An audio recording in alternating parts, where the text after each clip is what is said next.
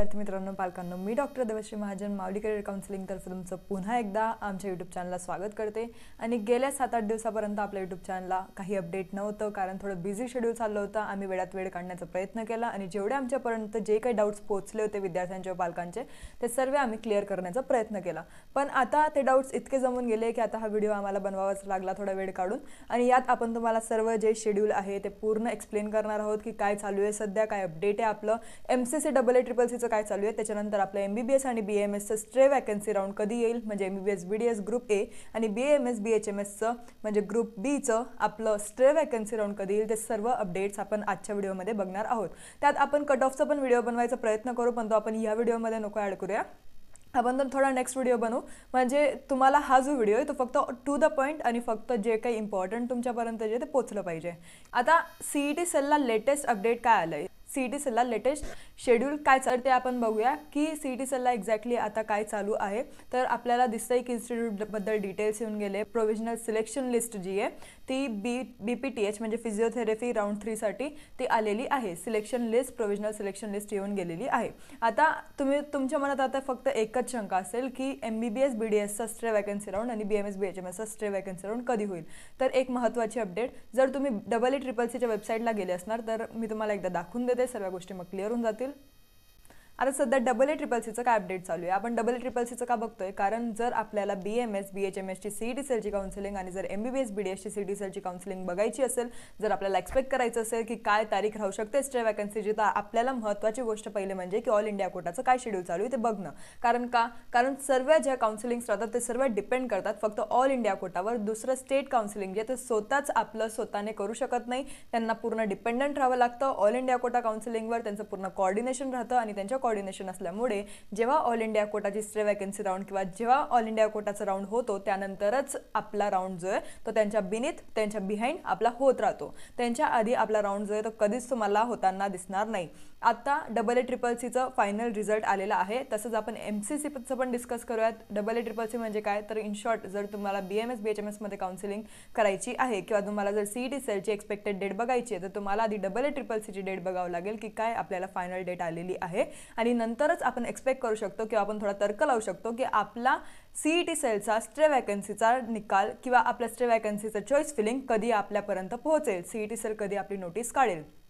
तर final result जो आहे तो आपल्याला दिसतोय की ऑलरेडी येऊन गेलेला आहे। तर आपण आता एक्सपेक्ट करू शकतो की आपलं जे CET सेलवर BMS BHMS चं अपडेट आहे ते उद्या किंवा परवापर्यंत आपल्याला CET सेलच्या ऑफिशियल वेबसाईटला भेटून जाईल, किंवा 12 तारखेपर्यंत तुम्ही एक्सपेक्ट करा की आपल्याला पूर्ण त्यांची जी नोटीस आहे पूर्ण चॉईस फिलिंगची स्ट्रे वॅकन्सी राउंड 1 ची ती पूर्ण आपल्याला सविस्तरपणे तिथं भेटेल।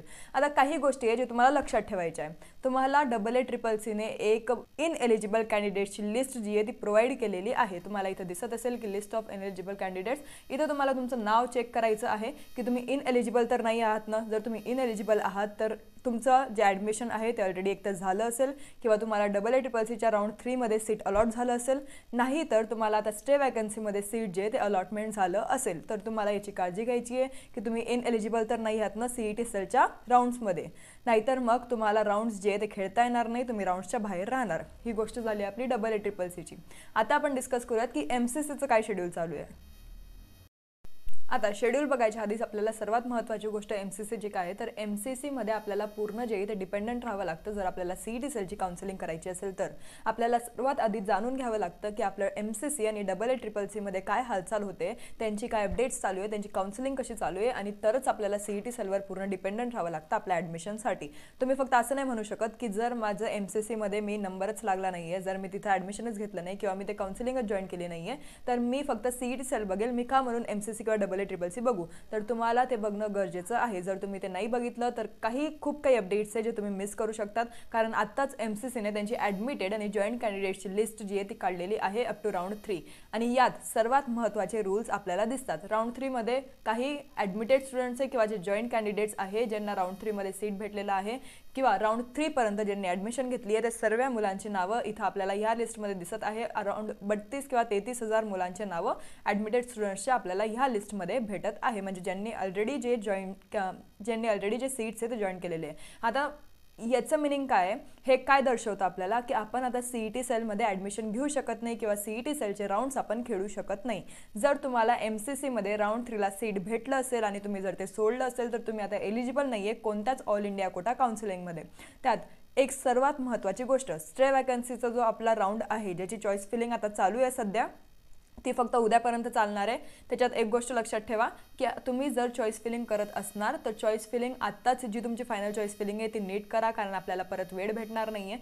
जर इन केस सेकंड राऊंड झाला आपला स्टे वॅकन्सीचा, जर सेकंड राऊंड झाला तर सेकंड राऊंडमध्ये तुम्ही आता भरलेले जे चॉईसेस आहे तेच तुमचे कॅरी फॉरवर्ड होतील. इन केस जर वॅकंट सीट्स राहिले तर परत स्टे वॅकन्सी राऊंड 2 होईल. त्याच्यात तुम्ही आता जे चॉईसेस भरले तेच कॅरी फॉरवर्ड होतील, तुम्हाला एडिट करायचं ऑप्शन भेटणार नाही. म्हणून आताच तुम्हाला जर चॉईसेस टाकायचे असतील तर ते विचारपूर्वक टाका, परत तुम्हाला चान्स भेटणार नाही. तुम्हाला उद्यापर्यंत अजून पण वेळ आहे की तुम्ही MCCचे स्टे वॅकन्सीमध्ये चॉईस फिलिंग करू शकतात. बाकी जर तुम्हाला स्टे वॅकन्सीमध्ये सीट भेटतंय तर सीट भेटल्यानंतर जर तुम्ही ते घेत नाहीये तर तुम्ही पुढच्या वर्षाच्या MCCच्या काउन्सिलिंगसाठी पण बाद केले गेलेले आहात, म्हणजे तुम्ही पुढच्या वर्षासाठी इनएलिजिबल आहात, याची तुम्ही काळजी. कारण खूप विद्यार्थी व पालक काय करतात, ते म्हणतात की स्टे वॅकन्सीमध्ये आपण एकदा टाकून तर बघू, लागला तर बघू एकदा घ्यायचं की नाही, नाही लागला तर मग पुढे कॅरी फॉरवर्ड होऊ. पण जर लागला आहे तर तुम्ही बघू नाही शकत, तुम्हाला तिथं घ्यावंच लागेल ॲडमिशन. जर लागत आहे तुमचा नंबर MCCच्या राऊंड स्टे वॅकन्सी राऊंडमध्ये, स्टे वॅकन्सी राऊंड फर्स्टमध्ये, तर तुम्ही पुढच्या वर्षी पण एलिजिबल राहणार नाही. म्हणून तुम्ही काउन्सिलिंग जे आहे ते नीट विचारपूर्वक केली पाहिजे. फक्त काहीतरी करायचं म्हणून करू नका. तुम्ही सर्व जे रूल्स आहेत ते रूल्स एकदा नीट जाणून घ्या. ही स्टे वॅकन्सीच्या जे इम्पॉर्टंट गोष्टी आहेत ते मी तुम्हाला सांगितल्या. एक तर चॉईस फिलिंग आणि दुसरं म्हणजे की तुम्ही पुढच्या वर्षी पण इनएलिजिबल राहाल जर तुम्ही जॉईन करणार नाही तर, म्हणून जॉईन करूनच घ्यावं.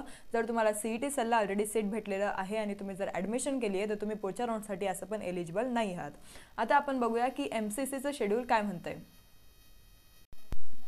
इथं आता आपल्याला दिसतंय की 5 नोव्हेंबरपासून आपली जी चॉईस फिलिंग आहे ती स्टार्ट झाली होती आणि 9 नोव्हेंबरपर्यंत, म्हणजे आपल्याकडे उद्यापर्यंत अजून पण वेळ आहे की उद्यापर्यंत तुम्ही चॉईस फिलिंग जी ती करू शकतात. फक्त एकदा नीट चेक करा की तुम्हाला जे कॉलेजेस पाहिजे आहे तेच तुम्ही टाकलेले आहेत का. आपलं जे सीट अलॉटमेंटची प्रोसेस आहे ती आपल्याला 10/11ला होईल आणि फायनल रिझल्ट जो 12 नोव्हेंबरपर्यंत आपल्याला येताना दिसत आहे.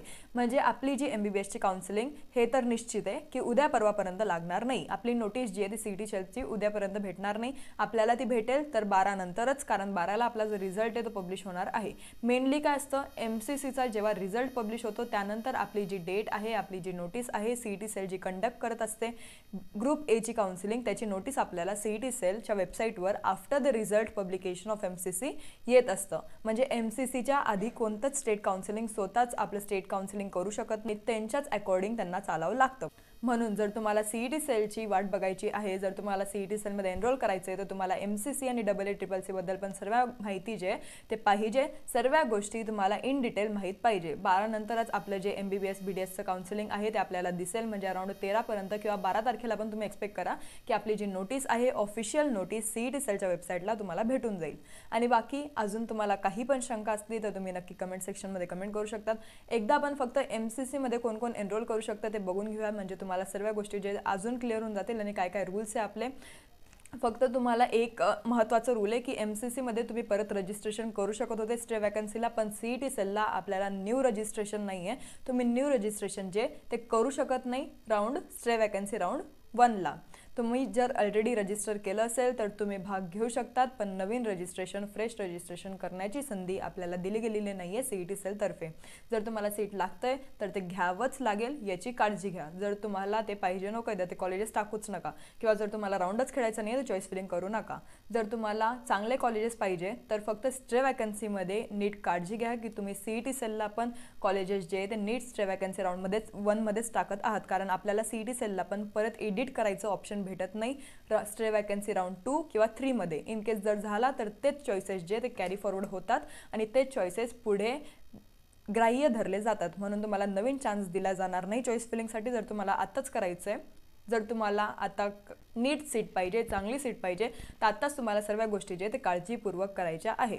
त्यात आता BMSची काउन्सिलिंग MPची चालू आहे. जर तुम्हाला वाटते की तुम्हाला कमी बजेटमध्ये MPमध्ये ॲडमिशन करायची आहे किंवा एक चांगला कॉलेज तुम्हाला पाहिजे, किंवा तुम्हाला आता BMS इथं लागण्याची शक्यता नाही आहे, किंवा तुम्हाला IQ कोटामध्ये घ्यायचं नाही, तुम्हाला अदर स्टेटमध्ये घ्यायचं, त्याच्यासाठी पण तुम्ही आम्हाला कॉन्टॅक्ट करू शकतात. आणि जर तुम्हाला अजून काही पण शंका असली तुम्ही नक्की कमेंट सेक्शनमध्ये कमेंट करू शकता. धन्यवाद.